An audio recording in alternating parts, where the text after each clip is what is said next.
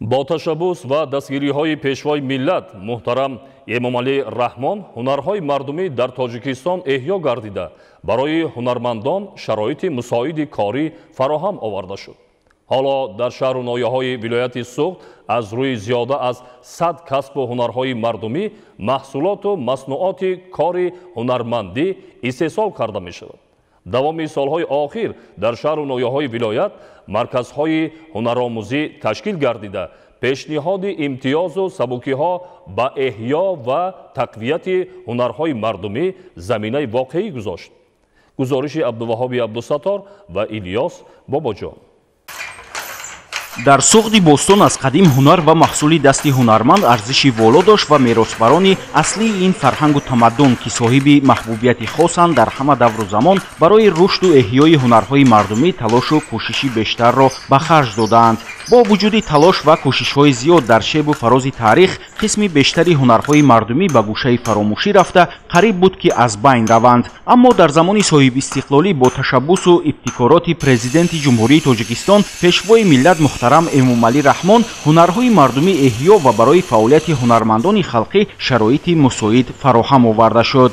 иқдоми беназири роҳбари давлат боис ба он гашт ки имрӯзҳо дар шаҳру ноҳияҳои вилояти суғд аз рӯи бештар аз 100 касбу ҳунарҳои мардумӣ маҳсулоти кори ҳунармандӣ истеҳсол карда шавад ва дар минтақаҳо барои ривоҷу равнақи ҳунар марказҳои ҳунаромӯзӣ ташкил гардида пешниҳоди имтиёзу сабукиҳо имконияти фаррохро барои рушди соҳа ба вуҷуд овард.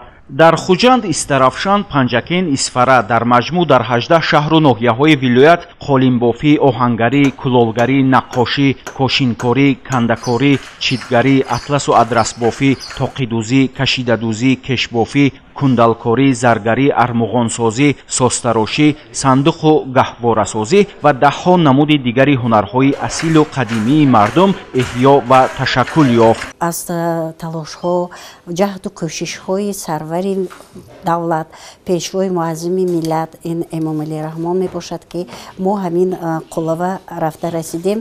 он кас на танҳо эҳёгари суннатҳои аҷдодӣ, балки ҳунари ҳунармандӣ ҳам мебошанд. бинобар ҳамин ҳам дар маҷмӯи қалъаи хуҷанд маҳаллаи ҳунармандӣ ташкил шуд ки ин як рӯҳбаландӣ ва ҳам сарфарозӣ мебошад. дар ин маҳалла ба адрасбофон як кавлиди супурда дода шуд ки ин боиси ифтихори мо мебошад. аз ин рӯ мо кӯшиш мекунем, саъй мекунем ки дар ин ҳавлӣ сарҷам бошем ва барои рушди ҳунару ҳунармандӣ саҳми худро гузорем ва ба оламиён муаррифгари либоси миллии худамо бошем, маданияти миллии худамо бошем. дар ин маҳалла якчанд ҳунарҳо сарҷам шуданд. ин ҳунари кулолгарӣ, ҳунари қолинбофӣ, сангтарошӣ, кортсозӣ ва ҳам сӯзанидӯзию дуредгарӣ ки ин як иқдоми нек аст, чунки ин ҳунарҳоро дар як ҷо сарҷам намудан боиси он мегардад ки ҳунармандон аз якдигар омӯзанд, бо ҳам маслиҳат кунанд, як намоишҳо ташкил кунанд, дар ин ҷо дар намоишҳои байналмилалӣ иштирок кунанд. мо дар ин ҷо меҳмононро қабул карда метавонем, дар ин ҷо мо озмунҳо гузаронда метавонем. ба ғайр аз ин маҳсулоти дар ин ҷо истеҳсол шуда дар мағозаҳое ки дар ҳамин маҷмӯи қалъаи хуҷанд бунёд шудааст, ба истифода дода шудааст, дар он ҷо ба фурӯш гузошта метавонем ки ин ҳам як роҳи осон намудани фаъолияти ҳунармандон аст, чунки мо ба дигар ҷо давутоз намекунем то ин ки маҳсулоти худро ба фурӯш гузорем. ҳамин аз қалъа набаромада маҳсулоти мо ба фурӯш гузошта метавонем. истарафшан аз қадим ҳамчун шаҳри ҳунармандон маъруф аст, зеро шаҳр дар масири шоҳроҳи бузурги абрешим қарор дошта дар 22 маҳалла бештар аз 35 000 сокинон ба кандакорӣ, оҳангарӣ, кортсозӣ, ҷомадӯзӣ, тоқидӯзӣ, кешбофӣ, атласу адрасбофӣ, читгарӣ, қолинбофӣ, кулолгарӣ, ширинипазӣ ва дигар намуди ҳунарҳо машғул буда аз ин ҳисоб даромади хуби молиявӣ ба даст меоранд. истарафшани бостонӣ яке аз шаҳрҳои қадимаи осиёи марказӣ ба ҳисоб рафта мардуми ин сарзамин бо ҳунару ҳунармандӣ дар ҷаҳон машҳур гаштаанд.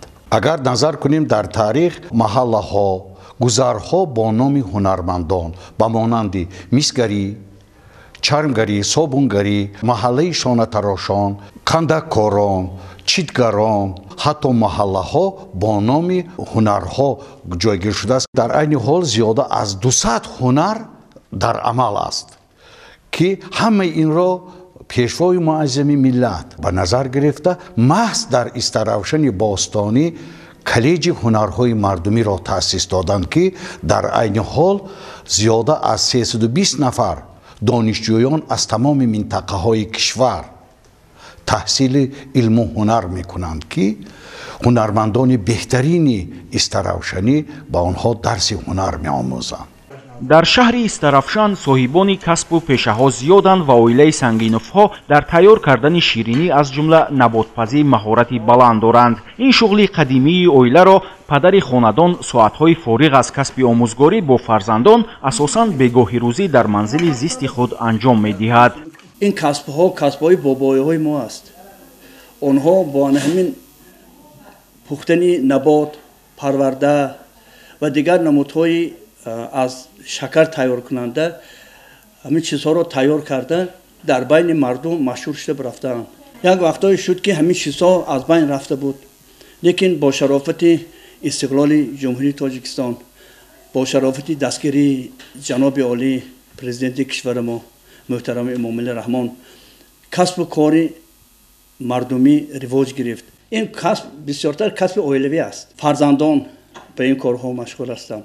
пухтани навот ҳам як ҳунари хеле вазнин ва хеле пуршараф аст.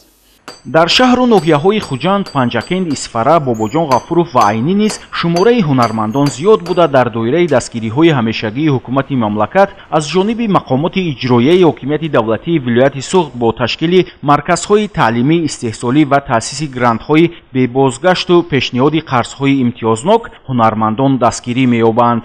дар такя ба иқдоми пешгирифтаи пешвои миллат муҳтарам Эмомалӣ Раҳмон мақомоти иҷроияи ҳокимияти давлатии вилояти Суғд тасмим гирифтааст ки дар оянда ҳам силсила барномаҳои ҳунармандӣ доир намуда ҳунарҳои асилу қадимии мардумро эҳё ва ташаккул диҳад. зеро истеҳсоли маҳсулот ва маснуоте ки аз ҷониби ҳунармандон омода мешавад дар маҷмӯъ яке аз бахшҳои рушди сайёҳӣ ба ҳисоб рафта ба вазъи иқтисодии ҳунармандон ва некуаҳволии аҳолӣ таъсири амиқ мегузорад.